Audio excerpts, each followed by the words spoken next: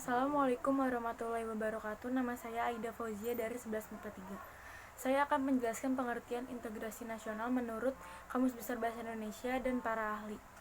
Menurut Kamus Besar Bangsa Indonesia atau KBBI, integrasi memiliki arti pembauran sampai menjadi satu kesatuan yang bulat dan utuh. Sedangkan arti dari kata nasional berarti bangsa. Jadi integrasi nasional adalah proses persatuan wilayah yang di dalamnya terdapat sebuah perbedaan. Menurut para ahli yaitu Dr. Nazaruddin Syamsuddin, integrasi nasional adalah proses penyatuan sebuah bangsa yang meliputi seluruh aspek kehidupannya, yakni aspek politik, aspek sosial, aspek ekonomi, serta aspek budaya. Yang kedua ada Howard Wirgens.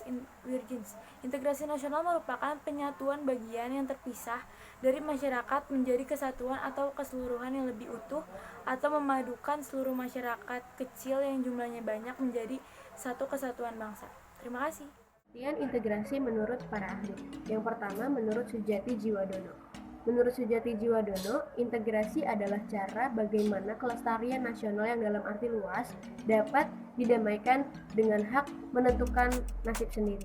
Yang kedua, menurut Dr. Nazaruddin Syamsuddin. Menurut Dr. Nazaruddin Syamsuddin, integrasi adalah sebuah proses penyatuan suatu bangsa yang mencakup seluruh akses kehidupannya, seperti aspek sosial, aspek budaya, aspek politik, aspek ekonomi. Yang ketiga, integrasi menurut Myron Weiner. Menurut Myron Weiner, integrasi merupakan proses penyatuan dari berbagai kelompok ke dalam suatu kesatuan wilayah dalam rangka pembentukan identitas nasional. Yang keempat, integrasi menurut Safruddin Bahar. Integrasi menurut Safruddin Bahar merupakan pembaruan yang dapat diartikan sebagai membuat atau menyempurnakan dengan jalan menyatukan unsur-unsur bangsa yang awal mulanya terpisah.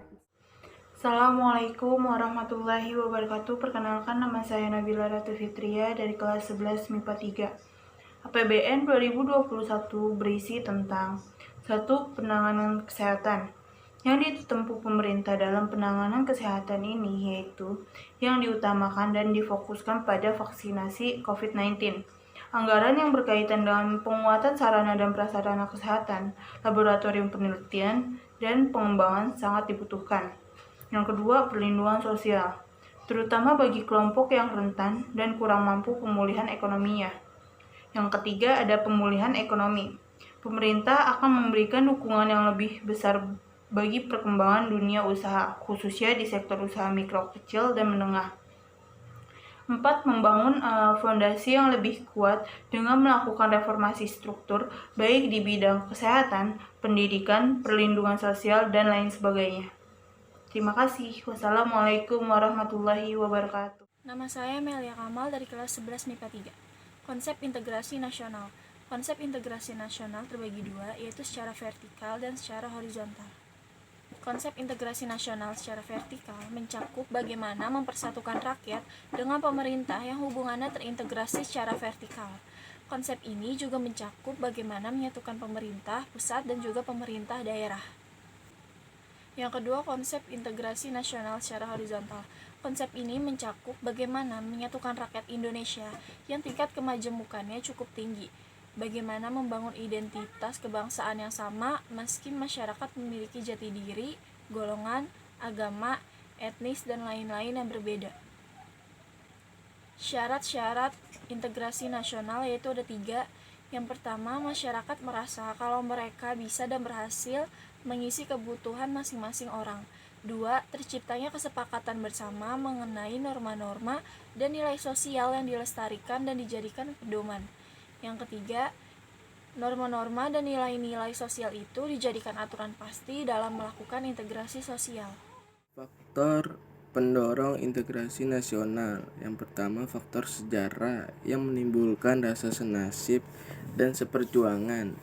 Yang kedua, keinginan untuk bersatu di kalangan bangsa Indonesia sebagaimana yang dinyatakan dalam Sumpah Pemuda pada tanggal 28 Oktober 1928. Yang ketiga, rasa cinta tanah air di kalangan bangsa Indonesia sebagaimana dibuktikan memperjuangkan, merebut, menegakkan, dan mengisi kemerdekaan. Yang keempat, rela berkorban untuk kepentingan bangsa dan negara sebagaimana yang dibuktikan oleh banyak pahlawan yang gugur di medan perjuangan. Warahmatullahi wabarakatuh. Di sini saya akan menjelaskan faktor pendukung. Faktor pendukung adalah upaya implementasi integrasi nasional agar terwujudnya secara utuh dan berlangsungnya dalam jangka waktu yang lama. Berikut beberapa faktor pendukungnya. Yang pertama, penggunaan bahasa Indonesia sebagai alat pemersatu bangsa. Yang kedua, memiliki semangat persatuan dan kesatuan dalam suatu bangsa. Yang ketiga, adanya budaya saling membantu satu sama lain atau gotong royong. Dan yang keempat, solidaritas.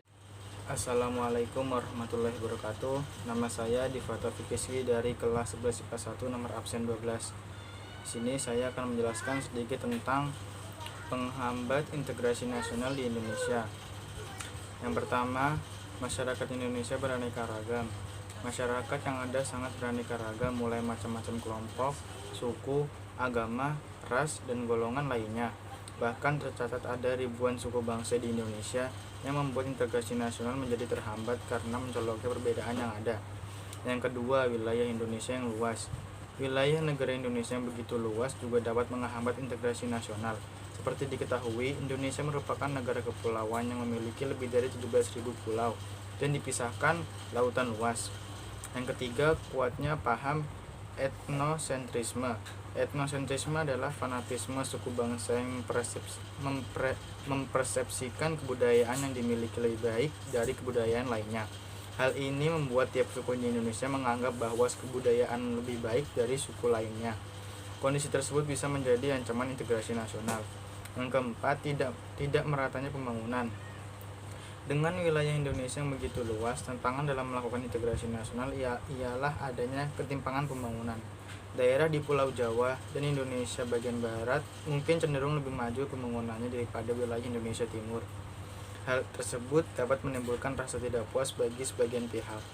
Yang kelima, budaya asli mulai tergerus. Mulai tergerusnya budaya asli Indonesia juga bisa menghambat integrasi nasional. Lemahnya nilai-nilai budaya bangsa terjadi akibat kuatnya pengaruh budaya asing yang tidak sesuai dengan kepribadian bangsa, baik melalui kontak langsung maupun tidak langsung. Sekian dari saya. Wassalamualaikum warahmatullahi wabarakatuh. Masalah di integrasi nasional. 1. Geografi. Letak Indonesia yang terdiri dari pulau-pulau dan kepulauan memiliki karakteristik yang berbeda-beda. Daerah yang berpotensi untuk memisahkan diri adalah daerah yang paling jauh dari ibu kota atau daerah yang besar pengaruhnya dari negara tetangga atau daerah perbatasan. 2. Demografi. Pengaruh perilaku pemerintah pusat dan pemerataan atau penyebaran penduduk yang tidak merata merupakan faktor dari terjadinya disintegrasi bangsa. 3. Kekayaan alam. Kekayaan alam Indonesia yang sangat beragam dan berlimpah dan penyebarannya yang tidak merata dapat menyebabkan kemungkinan terjadinya disintegrasi bangsa. 4. Ideologi. Akhir-akhir ini agama sering dijadikan pokok masalah dalam terjadinya konflik di negara ini. Hal ini disebabkan karena kurangnya pemahaman terhadap agama yang dianut dan agama lain. 5. Politik. Masalah politik merupakan aspek yang paling mudah untuk menyulut berbagai ketidaknyamanan atau ketidaktenangan dalam bermasyarakat dan sering mengakibatkan konflik antara masyarakat yang berbeda paham. 6. Ekonomi. Krisis ekonomi yang berkepanjangan semakin menyebabkan sebagai besar penduduk hidup dalam taraf kemiskinan. Kesenjangan sosial masyarakat Indonesia yang semakin lebar antara masyarakat kaya dan masyarakat miskin. Terima kasih.